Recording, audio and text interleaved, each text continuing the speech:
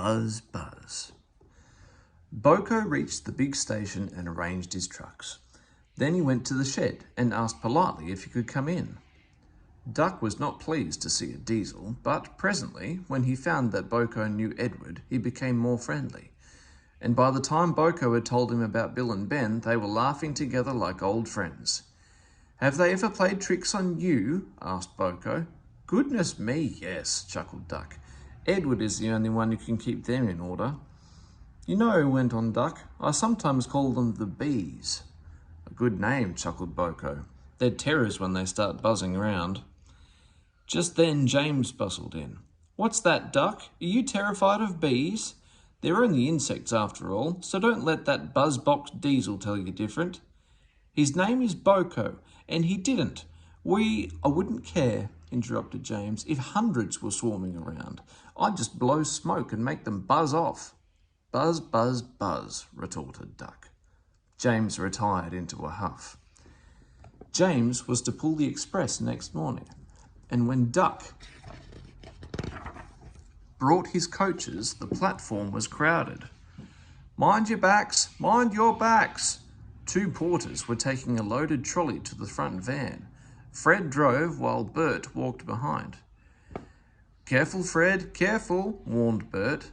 But Fred was in a hurry and didn't listen. Suddenly, an old lady appeared in front.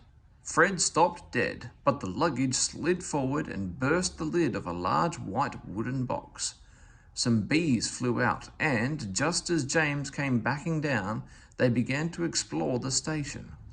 Someone shouted a warning. The platform cleared like magic. The bees were too sleepy to be cross. They found the empty station cold.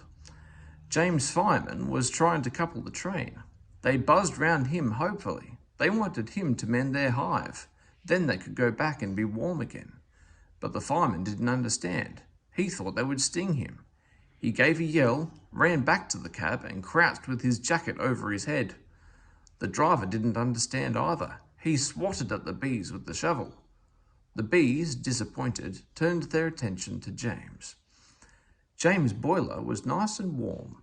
The bees swarmed round it happily. Buzz off, he hissed. He made smoke, but the wind blew it away and the bees stayed. At last, one settled on his hot smoke box. It burnt its feet. The bee thought James had stung it on purpose. It stung James back, right on the nose.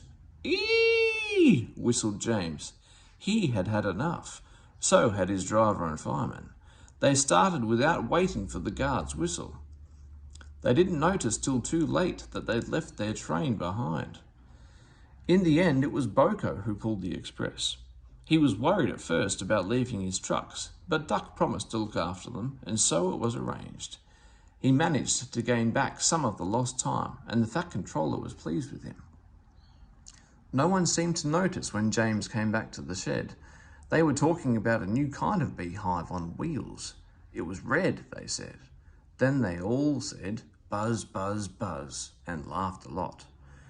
James thought that for big mainline engines, they were really being very silly.